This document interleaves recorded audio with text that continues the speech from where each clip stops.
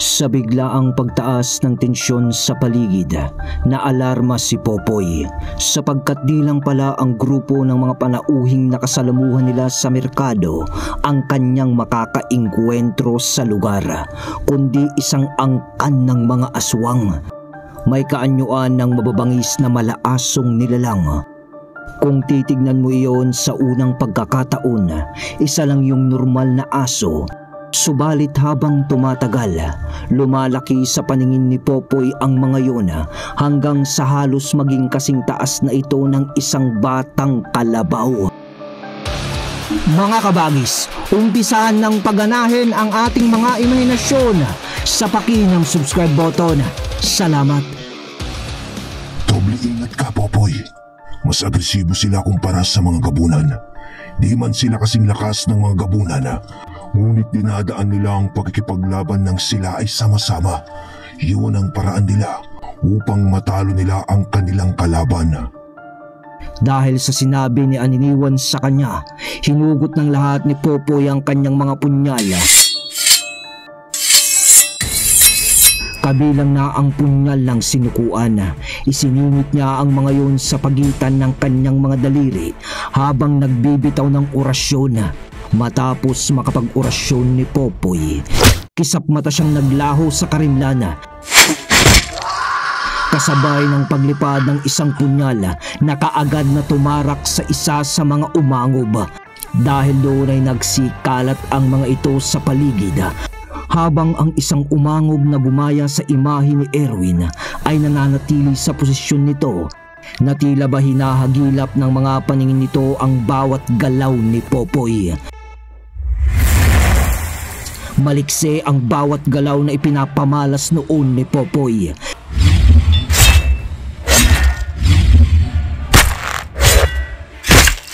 Sa bawat paglitaw niya mula sa mga anino sa harap mismo ng ibang umangob, kasabay noon ang pagsaksak niya sa mga ito gamit ang punyal ng sinukuan. Ang iba ay ibinabato niya sa iba pang naroroong nilalang. Mayroong nakakaiwas, subalit may iba ding minamalas dahil sa pagtarak sa dibdib ng mga ito ng punyal. Samantala, habang nakamasid ang nilalang sa mga galawan ni Popoy, lumapit dito ang isa pang umangob na may mas mabangis na itsura, ang tinatawag nilang si Tandang Anso. Ngunit nanlaki na lang bigla ang kanilang mga mata nang may dalawang matang namumula ang nagmula mula sa kadiliman sa mismong kanilang harapan. Ang aninong gabunan. Mabilis nitong inatake ang dalawa, subalit agad ang mga yung nakaiwas dito. Kasabay ng mga pag-angil ng mga ito, nang muli nang aatake ang aninong gabunan sa mga ito, agad naman itong natigilan nang ang imahe naman ni Popoy ang ginaya ng nilalang. Umangil ang gabunan noon habang marahang umaatras. Ngunit kung anong bagay ang malakas na humataw sa katawan ng umangob na si Tandang Anso, na siyang naging dahilan upang magpagulong-gulong ito sa sakit.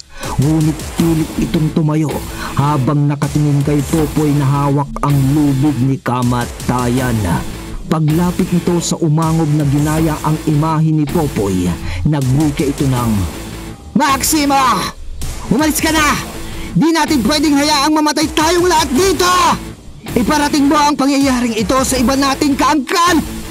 Ako na ang bahalang humarap sa antingerong ito!" Wika ng umangob na si Tandang Anso.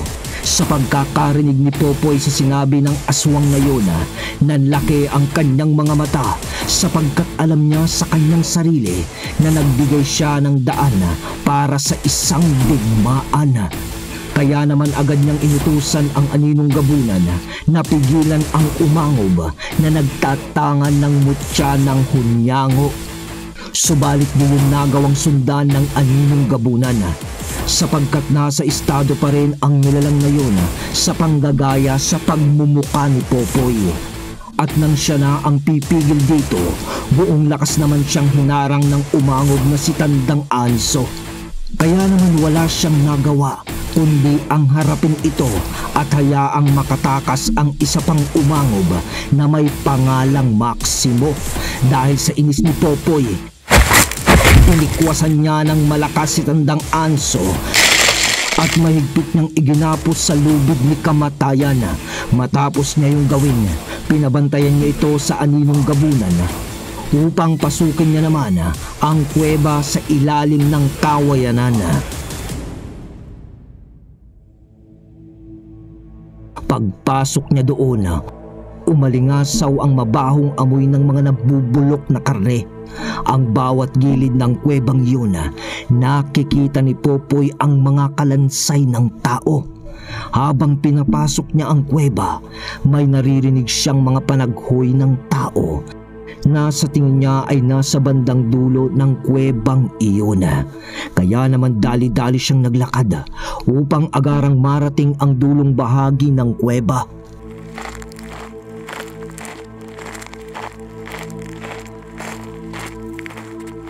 Nang marating niya yun, natagpuan niya ang isang dalaga na nakagapos sa isang lamesang bato. May malay tao pa ito, subalit tulala at wala sa sarili. Tumingin ito kay Popoy habang kinakalagan niya ito ng tali. Nginitaan niya ito at sinabing nandun siya para iligtas niya ito. Subalit walang reaksyon na nakita si Popoy sa mukha nito. Nang makalagan na ito ni Popoy, inobserbahan niya muna ito kung meron na bang kakaiba itong gagawin. Subalit wala itong ginagawa kundi ang maupo lang habang tulala. Popoy, ilapat mo sa kanyang noo ang punyal ng sinukuan. Basagin mo ang orasyong nakalapat sa katawan nito, sapagkat buhay pa ang nilalang na nagbigay nito sa dalagang yan. Wika ni Aniniwan sa isip ni Popoy. Nang marinig ito ni Popoy, kaagad din naman niya yung ginawa at makalipas lang ang ilang sandali, biglang nagsalita ang dalaga ng Manong, sino ka? Nasaan ako? Anong gagawin mo sa akin? Bakit ako nandito? Takot na wika ng dalaga. Teka lang, huminahon ka muna. Nandito ako para iligtas ka. Huwag kang mag-alala, iuuwi kita sa inyong ligtas. Siya nga pala, ako si Popoy, tsaka na ako magpapaliwanag kapag naiuwi na kita ng ligtas. Sagot ni Popoy dito. Nang mailabas na ni Popoy ang dalagang yun sa kuweba, ginawan din naman niya agad ng paraan upang maihatid ito sa bahay niya. Iniwan muna noon ni Popoy ang aninong gabunan sa lugar habang binabantayan ng matandang si Anso na isang umangob.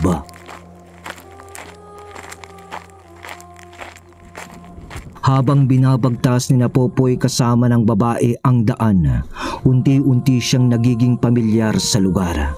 At nang marating na nila ang tahanan ng babae, napagtanto niya na taga roon ito sa kanilang lugar kung saan naninirahan sina Popoy. Ano bang meron sa lugar na to, Aniniwan? Bakit ba parang tampulan ito ng karahasan mula sa nilalang ng kadiliman? Sambit ni Popoy. Di rin ako sigurado, Popoy. Siguro may kinalaman ito sa pagkamatay ni Conrado. Maiksing sagot naman ni Aniniwan. Tapos ay naglakad na silang muli.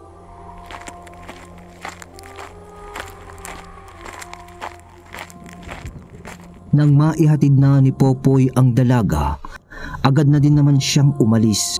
Di na niya noon hinintay pang makita siya ng mga magulang nito. Dahil alam niyang siya ang mapapasama sa ganoong sitwasyon.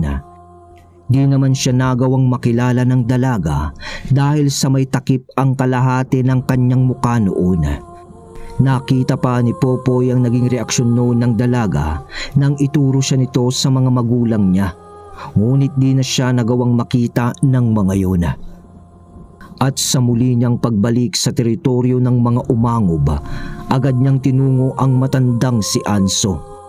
Buong lakas niya itong pinasan papauwi naman sa kanila habang kabuntot nila ang aninong gabunan para magsilbing mata ni Popoy sa paligid. Nang makarating na siya sa kanilang lugar, di siya naun dumiretso sa bahay ni Manong Greg. Sa halip ay umakyat siya noon ng bundok patungo naman sa tahanan ni Ermitanyong Carling. Nang marating na niya ang bakuran ng tahanan nito, inilapag na niya sa lupa si Tandang Anso. Habang ginagawang upuan ni Popoy si Tandang Anso, nagwika ito sa kanya ng, "Antingero, anong ginagawa natin sa lugar na ito? Sino ang nakatira sa kubo na yan? Bakit ba parang sinusunog ang aking katawan sa tuwing tumutitig ako dyan?" Reklamo ni Tandang Anso. Matapos nitong magsalita, kasabay naman noon ang pagbukas ng pintuan ng kubong yon. At maya-maya pa ay lumabas na si Ermitanyong Carling habang nagwiwika ng,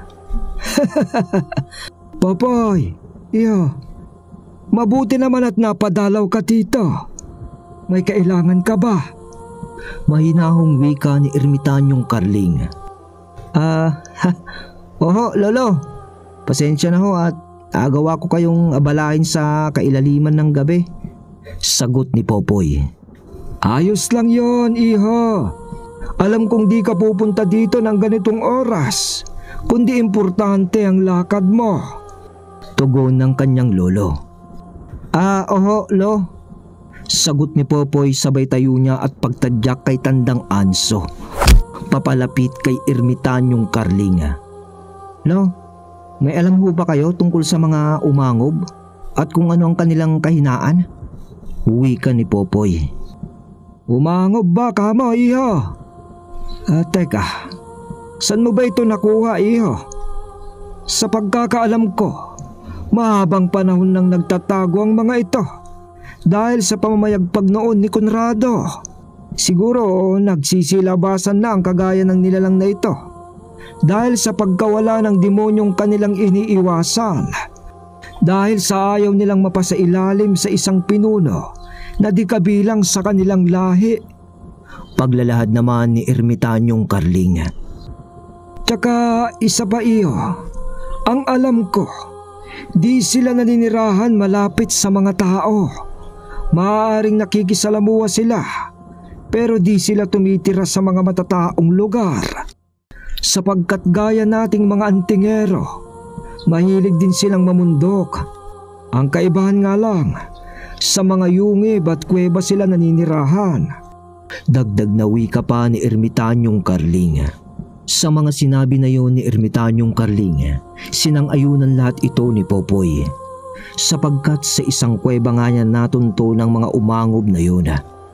Tinanong din ni Popoy si Tandang Anso ukol sa angkan nito kung saan niya yun matatagpuan at kung ilan pa ang natitira sa kanilang lahi. Binalaan niya ito na kung di ito magsasalita ay tutuluyan na niya. Ngunit kung magsasabi ito ng totoo, bubuhayin nila ito upang magsilbi nilang espiya sa sarili nitong angkan. "Mas mabuti pang paslangin niyo na ako dahil wala kayong malalaman sa akin ni katiting na impormasyon. Wala sa angkan namin ng traidor. Ang aming lahi ay may paninindigan sa loyalidad," pagmamatigas ng matandang umangob. Dahil sa sinabi nito, inilapit ni Popoy ang pagmumukha niya dito habang nagsasabi ng, "Magsalita ka na kung ayaw mong mabura lahat ng meron ka sa mundong ito, demonyo. At kahit mga kaangkan mo ay di ka na magagawang maaalala o kahit ng sarili mong pamilya." Wika ni Popoy na medyo pabulong habang katabi ang aninong gabunan na inaangilan ang umangob. Sige, pagsasalita na ako. Huwag mo lang idadamay ang pamilya ko. Sumusunod lang kami sa nais nila dahil hawak nila ang buhay ng aking mag-iina. Kagaya ko rin sila. Ngunit iba kami. Napilitan lang akong sumunod sa kanila upang wag lang paslangin ni Pinunong Aamon ang aking pamilya. Wika ni Tandang Anso na may takot. Inilad nito sa kanila na nasa pinakadulong bahagi ng kanilang lalawigan ang baryong pinananahanan ng kanilang angkan. Nasa gitna iyon ng isang madawag at malawak na kagubatan na walang nagmamay-ari kundi silang mga umangob. Nasabi din nito sa kanila na nasa 4 na pamilya ang nakatakas sa kanila, na siya namang pinamumunuan ng nagngangalang Aamon na may alaga na 3 umangob na halos kasing lakas ng mga orihinal na mga gabunan. Sinabi din nito sa kanila na pumapayag din ito na maging espiya para na kay Popoy, na ang tanging hinihinging kapalit ay ang mailigtas ang pamilya nito sa pinuno ng kanilang angkan. Nabanggit din nito na hangad ng kanilang pinakapinuno na muling dumami ang kanilang lahi at palihim na pagharian ang bayang kanilang kinaroroonan. Nang marinig nila ito, humarap si Popoy kay Ermitanyong Carling habang nagwiwika ng, "Sa pagkakataong to, hinihingi ko ang inyong basbas na pahintulutan akong akuin ng sigalot na ito na aking nasimulan, para na rin ho magsilbing kabayaran sa mga kamali ang aking nagawa sa nakaraan." Wika ni Popoy habang may dinudukot sa kanyang sisidlan. Nang mailabas niya ito, ipinakita niya kay Ermitanyong Carling ang mutya ng kugon na itinago niya ng mahabang panahon mula nang mapaslang niya ang isang antingero. Nais niya iyong isuko sa ermitanyo bilang paglimot ng kanyang masalimuot na nakaraan. "Iha, dahil sa iyong nakaraan, natuto kang lumaban, natuto kang manindigan. Dito mo rin nalaman ang iyong mga kamalian na ayaw mo na ring maulit pa. Imbis na kalimutan mo ang iyong nakaraan, paghugutan mo ito ng lakas upang hubugin ang iyong mas matibay na pagkatao at paninindigan. Sige, kukunin ko ang bagay na yan, pero para lang muling palakasin at buhayin ang natutulog nitong kakayahan. Ibabalik ko yan sa iyo, iho, dahil magagamit mo yan sa iyong kakaharaping misyon para sa sarili mo." Tugon sa kanya ng matandang ermitanyo. Nang maiabot na niya ang mutya ng kugon kay Ermitanyong Carling, pinakawalan niya na din si Tandang Anso.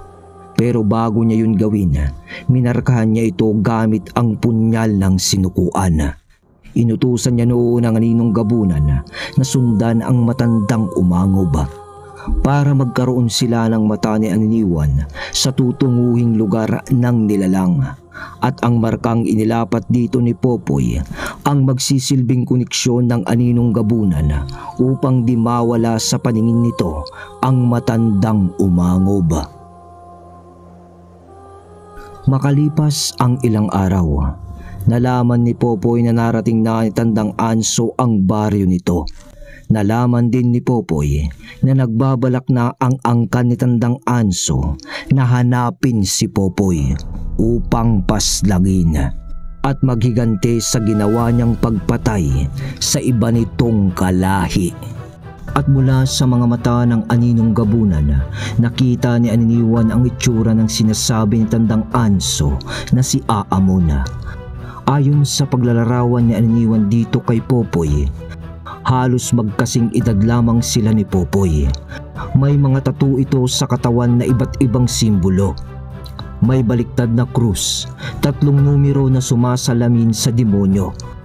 At sa noo ng nilalang na yun ay ang baliktad na bituin na nakapaloob sa sirkulong napapalibutan ng mga ilang Latinong letra. Nakita din ni Aniniwan mula sa mata ng aninong gabunan ang tunay na muka ng umangob na nagtatangan ng mutya ng hunyango. Isang gabi, pasimpleng lumabas ng kanilang lungga si Tandang Anso. Kinausap nito si Popoy sa pamamagitan ng kakarampot na wisyo ni Aniniwan sa aninong gabunan. Ipinarating nito kay Popoy na kailangan niyang maunahan ang mga umangob sa gagawin nitong pagtuntun sa kanya sapagkat siguradong bawat madaanan nitong lugar ay maraming mapapahamak na mga ordinaryong tao. Ipinarating din ito kay Popoy na sa pagsapit ng muling sikat ng buwan magaganap ang gagawin ng mga itong pagsalakay kung saan madalang magsilabasa ng mga mortal nilang kalaban, ang mga gabunan. Dahil sa impormasyong nalaman ni Popoy, agad siyang kumilos para paghandaan ang gagawin niyang pagsalubong sa mga nilalang na siya lamang mag-isa kasama ang kanyang gabay na si Aniniwan. Walang inaksayang oras nun si Popoy. Binusog niya ng mga orasyon noon ang kanyang gamit kahit na nagtataka sa kanya si Manong Greg at Erwin. Sinasabi niya lang sa mga ito na inihahanda niya lang ang kanyang mga gamit para kung sakali na magkaroon ng di inaasahang mga pangyayari ay nakahanda ang kanyang mga gamit. Yon ang mga dahilan ni Popoy upang maitago lamang sa mga ito ang tunay niyang pakay sa kanyang ginagawang paghahanda. Pasensya na kayo, Kuya Erwin at Manong Greg, kung nagagawa kong maglihim sa inyo. Alam kong nais niyong mamuhay ng matiwasay at malayo sa gulo. Kaya hayaan niyo munang ako na lang tumapos sa gulong sinimulan ko. Pasensya na kayo. Ayoko lang kayong madamay pa. Bulong ni Popoy sa kanyang isip. At pagsapit nga ng nakatakdang araw, umakyat muna siya sa bundok para magpaalam sa kanyang lolo Carling. Upang sa ganon, merong isang tao ang nakakaalam kung saan siya naroroon.